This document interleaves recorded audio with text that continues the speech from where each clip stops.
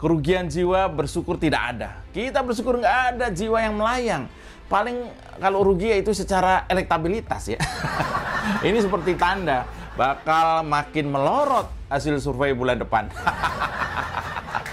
Layar LED di Madura ambruk, kode buat Anies. Ditulis oleh Sardi dari siward.com. Jujur saja ya, saya jadi bertanya-tanya. Apakah semua kejadian ini adab atau karma? Pernah dengar julukan Wan ambruk di media sosial buat Anies Baswedan? Ini bukan sembarang pemberian, tapi kalau dipikir-pikir memang tidak salah sih. Yang terbaru ini ada satu peristiwa yang tidak diinginkan terjadi saat Anies menggelar safari politik ke Kabupaten Sampang, Madura. Insiden itu berupa robohnya layar LED di area parkiran berlokasi di depan sebuah pondok pesantren. Tidak ada korban, hanya saja layar sebesar 2x3 meter itu jatuh menimpa satu unit mobil Daihatsu Grand Max dan satu unit sepeda motor Honda Beat. Layar tersebut roboh karena ada alasannya, yaitu karena hujan lebat disertai angin kencang di lokasi sekitar pukul 1 siang. Sebagai informasi, mari kita flashback sejenak. Dimulai saat grand launching Stadion JIS kebanggaan Anies yang selalu dia pamerkan kemana-mana. Horizontal barrier atau pagar pembatas di tribun ambruk dan menyebabkan satu orang terluka. Stadion yang katanya berkelas internasional, tapi gampang roboh kayak kerupuk diinjak. Anies tidak mau dipermalukan begitu saja. Dia buka suara. Dia bilang hal itu terjadi karena euforia dan semangat dari The Jackmania, supporter Persija Jakarta yang menonton klub kebanggaannya. Saya rasa tadi karena semangatnya yang luar biasa tinggi dan ini baru pertama digunakan, kata Anies. Dan keburukan JIS berlanjut saat konser Dewa 19. Penonton mengeluh sengsara usai konser karena puluhan ribu penonton harus antri panjang untuk keluar dari stadion yang aksesnya cuma satu. Belum lagi transportasi umum susahnya bukan main. Ada yang bahkan sampai tengah malam pun belum dapat ojek online. Selanjutnya adalah saat mendekati hari penyelenggaraan Formula E.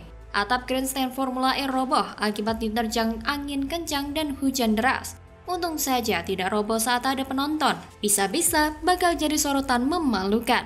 Selanjutnya pada Desember lalu, Anies melakukan safari politik di Pekanbaru Riau. Dia hadir di acara rapat akbar relawan Anies. Panggungnya roboh karena masa relawan Anies tak bisa dikendalikan.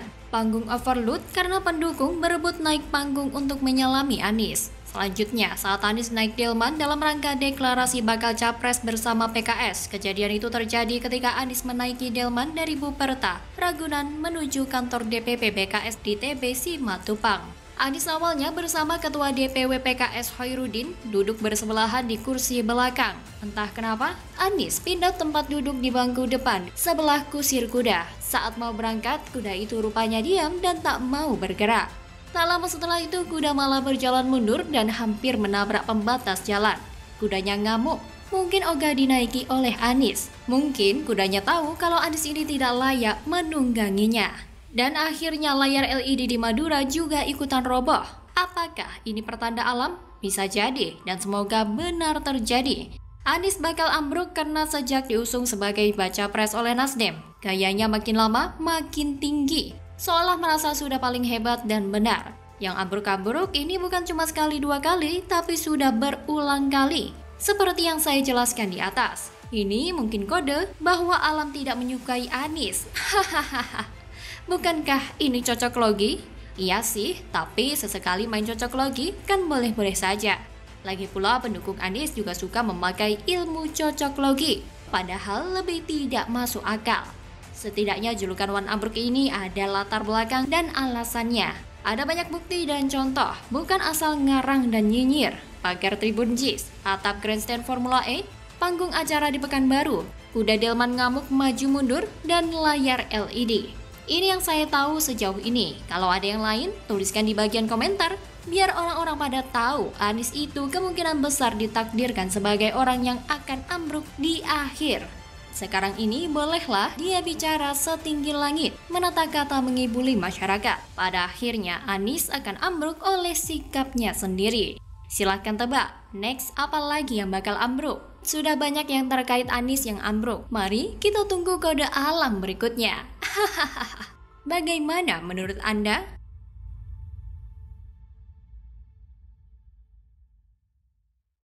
Kelompok-kelompok itu berlindung atas nama demokrasi, tapi dalam prakteknya justru merusak demokrasi, bos. Nggak paham dengan demokrasi sebagai sarana mencari kebenaran. Dan Surabaya menjadi harum oleh para syuhada Indonesia. Mereka tidak mati sia-sia. Janji Anies ingin kembalikan piagam Jakarta, jadikan Indonesia syariat khilafah, ditulis oleh Argo Javires dari seaworld.com. Jadi ketika kita berbicara 5 tahunan, itu seperti kita sama-sama bangsa.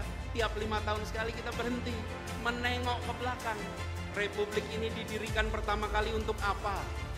Pemilu itu menengok kembali, Republik ini didirikan untuk tujuan apa? Apakah kita masih ke arah sana? Ingat, kemerdekaan bukan hanya untuk menggulung kolonialisme. Kemerdekaan adalah untuk menggelar keadilan sosial dan kesejahteraan bagi semuanya. Ini tujuan kita. Dalam safari politiknya ke Surabaya, Anies Baswedan menyebut pemilu bukan untuk meneruskan pemerintahan sebelumnya, akan tetapi untuk menengok lagi tujuan awal didirikannya sebuah negara. Hal disampaikan Anies saat menyampaikan pidato di depan relawan dan partai koalisinya di Surabaya. Anies menjanjikan Indonesia akan memasuki fase baru melalui pemilu untuk menentukan arah berikutnya. Pemilu, kata Anies, bukanlah soal meneruskan atau tidak meneruskan kerja pemerintahan sebelumnya. Menurut Anies, ajang 5 tahunan ini adalah kesempatan untuk kembali titik awal perjalanan sebagai negara. Anies mengibaratkan perjalanan bangsa ini seperti berangkat dari satu titik ke titik lain. Titik berangkat apakah masih berada di jalur yang benar atau jalur yang baru, supaya mencapai tujuan awal perjalanan bangsa ini dimulai. Anies menyebut jika bangsa Indonesia terus berbicara tentang meneruskan pemerintahan sebelumnya, itu sama saja negara terhenti tiap 5 tahun. Anies mengingatkan tujuan awal pendirian negara Indonesia. Oleh karena itu, Anies mengajak agar masyarakat menengok ke belakang, ke titik awal berdirinya Republik Indonesia. Apakah bangsa ini masih sesuai jalurnya atau tidak? Menengoklah ke belakang, Republik ini didirikan untuk apa? Tak lupa pula Anies menyisipkan politik identitas dengan menyebut Surabaya harum karena pejuang syuhada. Meski sekilas terkesan remeh, Anies kini jelas-jelas mengusung agenda tertentu, kaum konservatif, khususnya kaum Islam fundamentalis. Kaum ini membenci Bhinneka Tunggal Ika sebagai konsep pluralisme, sekaligus kaum sekuler yang mendukung semboyan negara. Bagi kaum Islam fundamentalis, pluralisme membuka kompetisi krisis kepercayaan. Eksistensi kaum sekuler beserta berbagai agama dan kepercayaan di negeri ini merupakan tantangan terang-terangan terhadap eksistensi Islam sebagai agama mayoritas di negara ini. Tujuannya bukan hanya kemenangan simbolis, akan tetapi juga mempersempit ruang gerak kaum sekuler. Kaum Islam fundamentalis berambisi menjadi tiran yang berkuasa, terutama konstelasi politik global seperti yang dijanjikan Anies untuk kembali ke titik awal negara ini berdiri. Apa yang dijanjikan Anies adalah apa yang disebut oleh Friedrich Nietzsche sebagai hasrat untuk berkuasa. Yang membuat runyam, kaum Islam fundamentalis selalu meyakini bahwa pihak yang paling benar di antara yang lain.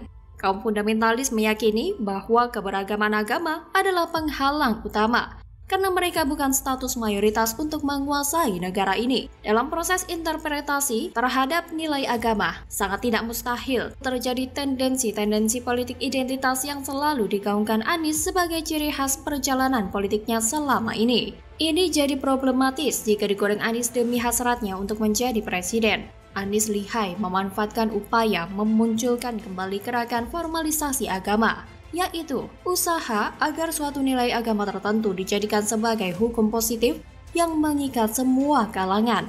Ini jelas bahaya.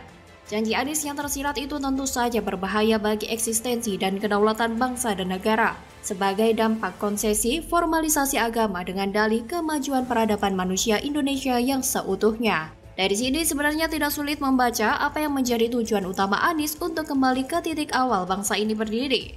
Janji Anies itu secara kasat mata merupakan simbol referendum agar nilai agama mayoritas bisa benar-benar dijadikan konstitusi, di mana para penganut agama minoritas harus takluk atas nama demokrasi. Anies juga lihai memanfaatkan fenomena yang terjadi selama ini di Indonesia, di mana keberagaman agama menjadi musuh terselubung bagi kaum fundamentalis yang berambisi menjadikan agamanya sebagai hukum negara.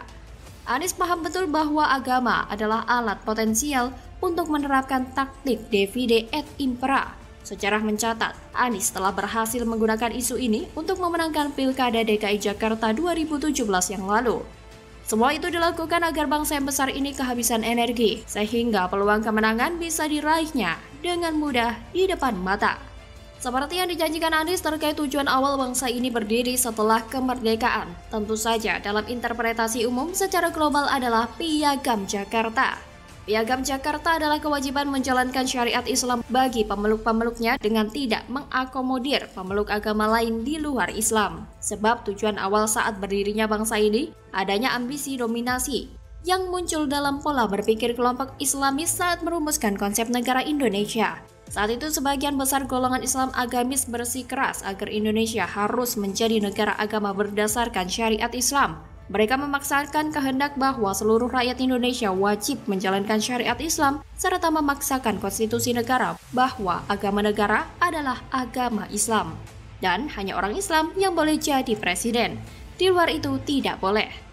Bahkan dalam salinan dokumen otentik Badan untuk Menyelidik Usaha-usaha Persiapan Kemerdekaan terungkap bahwa Ki Bagus Hadikusumo saat itu ngotot agar kalimat dengan kewajiban menjalankan syariat Islam tidak disertai dengan kalimat bagi pemeluk-pemeluknya. Artinya warga negara beragama apapun diwajibkan tunduk pada syariat Islam.